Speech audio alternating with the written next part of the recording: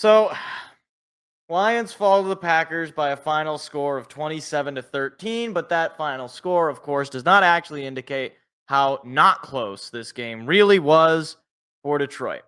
They score a garbage time touchdown with Isaac Tesla, granted, so his first career NFL touchdown. Amazing catch, by the way. No, can't take that away from the kid. But they lose the game, and they didn't score a touchdown for the first 3 quarters of the game. They didn't even really remotely look anything like they did last year through the first 3 quarters of the game.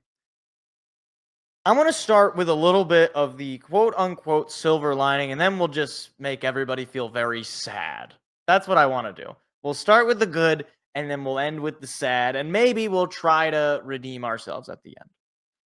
The silver lining is that this game did have a lot of opportunities that just didn't go the Lions' way. The one thing that immediately comes to mind is that red zone pick. If you don't have that, you end up at least getting a field goal, maybe a touchdown. Then you start with the football in the second half. You're in a totally different ballgame. You also had the repunt, where there was I think it was the offensive offsides or whatever it was that we had to repunt the ball. The first punt had them pinned, I think, at about their own like 25-30. And then the repunt put them at their own 40. So that obviously flips a lot. And then the big one to me was the pick six that got taken back by the defensive holding. Those were the three things that if you flip it, if it goes Detroit's way, maybe we're not in a sad mood. Maybe. I don't know, but maybe. The bad pretty much takes over from there. So let's just jump into that. The defense, we'll start with them because I'm not as mad at them. The defense did well enough against the run. Josh Jacobs, despite having a rushing touchdown, they really couldn't run the ball on us. It was, they'd pick up 2, 3, 4, at most like 5 yards on a run, and then they'd be forced to pass. Problem was, being forced to pass for them was basically like a victory already because Jordan Love played a great game. I mean, let me just pull up his numbers. 16 for 22, couple of touchdowns, only 188 yards, but accurate and a couple of touchdowns pretty early to just go up and run away with it. Second half was its own thing. He really didn't play that well in the second half, but he didn't need to play that well in the second half because he played pretty darn well in the first half. And a lot of those were on third down conversions. Let me see. What were their numbers on third down overall? Because that's another thing that you just can't have. They were 4 for 10 on third down.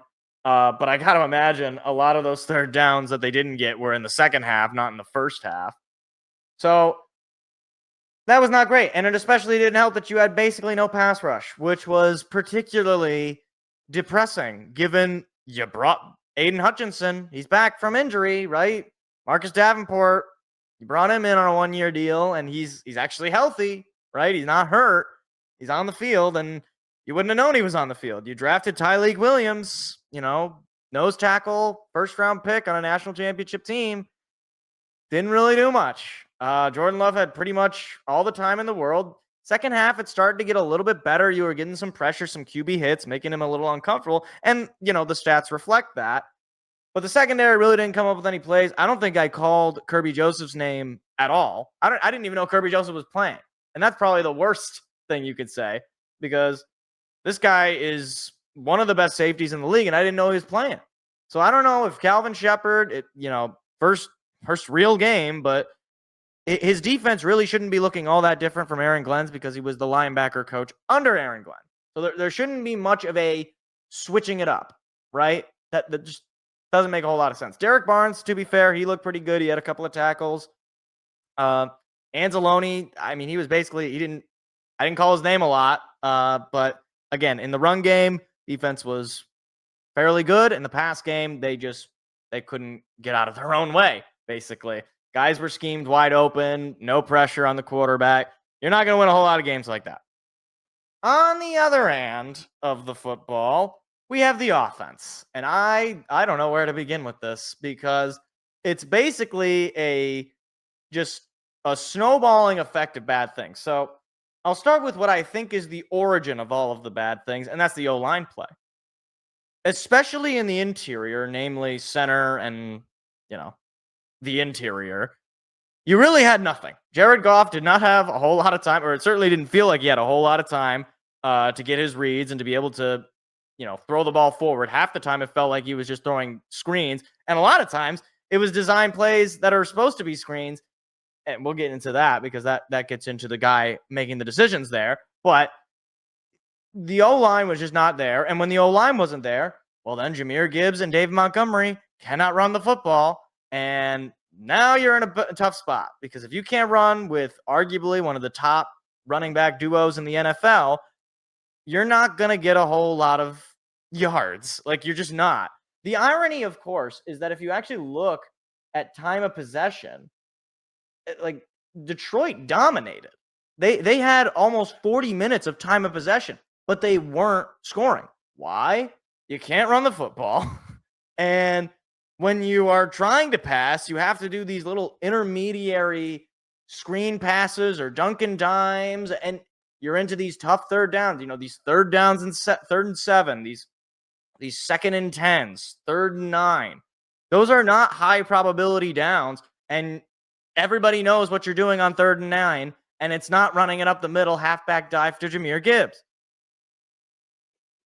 It all just compounds on it. And look, Jared Goff was not perfect, obviously. I mean, he threw the ball almost 40 times at a pick, obviously. He did have 225 yards, but the guy did not have the protection that he needed. He didn't have the run game that he needed to really succeed. And it all just piled on. And that comes down to the offensive play calling. If I had to see another screen pass to Jahmyr Gibbs or another halfback dive on 1st and 10, I was going to lose my mind. What blew me away, though, was in the second half, we come out, we start doing play action, and we're moving down the field. Sam Laporte is making plays. We're actually doing something. And then we said, we don't want to do that anymore. What? Ever heard of keep doing it until they can't stop it? That's my mentality. There was no flavor. There was no swag about it. It was just bland. And usually I'm not one to get ticky-tack about play calls because I don't know what they're seeing. I don't have all the scout. I'm not a football expert. I'm just a fan. But in what world are you running it up the middle from your own one?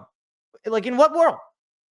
Especially when there's nobody there. It's like you had your center cut to the right side. So it's basically just a hole for a linebacker to come in and murder you, essentially. So that blew me away. That was the one where I was like, what are we doing? I'm not saying you got to, take a shot 80 yards for Jameson Williams or Amon-Ra or any of that.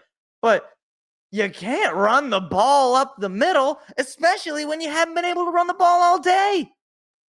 So that was its own thing. And look, here's the reality. If the O-line does not improve and improve fast, you're not going to be in a good spot for the playoffs. You might not even be in the playoffs. And that's coming from me. That's coming from, the guy who I thought this team was capable of winning 12 games. If this is the O-line, you might be lucky if you get 10 or 11. You're going to have to really step it up.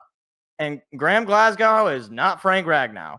And Tate Ratledge, maybe, you trial by fire, kid. You're going to have to learn. But he's no Kevin Zeitler, right? You're going to have to get better fairly quickly. Now, if there is a silver lining that can maybe get us to a feeling good, look, last night, Bears did not look all that different from the team they had last year. Now, the problem is you look very different from the team you had last year. And I'm sure Ben Johnson has had this game circled, highlighted, the whole shebang as much as you have. But next week, it's a must-win. I don't have to tell you the stats on teams that start 0-2 and their odds of making the playoffs. It's not good. And if you are remotely one of the top 5 or 6 teams, not just in the NFC, in the NFL, then you've got to win next week. And you've got to show that, okay, at the very least, the defense can keep us in games, the offense can get it going, and that Jared Goff is not basically just having to put the entire thing on his back with no O-line play and no run game. I don't think this is a talent issue. I think right now what we could be looking at is potentially a personnel issue with the interior offensive line and potentially a personnel issue with the guy running the offense. Lions fans are not going to be patient with John Morton. I'm not going to be patient with John Morton. He was brought in specifically because he allegedly had some knowledge of this offense, right? Dan Campbell trusted him. I'm willing to trust Dan Campbell's judgment. You're going to have to show me pretty early, all right? I don't have time for this. We got to figure out the offense. You had the whole offseason. You had all of training camp. You had all preseason to figure out how you wanted to run this offense, Morton. If you're a professional offensive coordinator that Dan Campbell sees as fitting to fill the hole that Ben Johnson left, then sorry, that's just how it's going to be. So, yeah, next week is a must win. And I'm not going to kid any Lions fans that if they lose next week, you could pretty much kiss your season goodbye. And that might seem extreme, it might seem over the top, but it's just the truth. So, yeah, tough way to start the season, but I do think this team is capable of getting itself out of it, and it starts with winning next week. You're going to have the hometown crowd behind you, so you're going to be out of excuses if you can't get the job done. Hey, YouTube, if you like clips like that, hit the like, hit the subscribe button. We've got live shows every Tuesday night. Hope to see you there.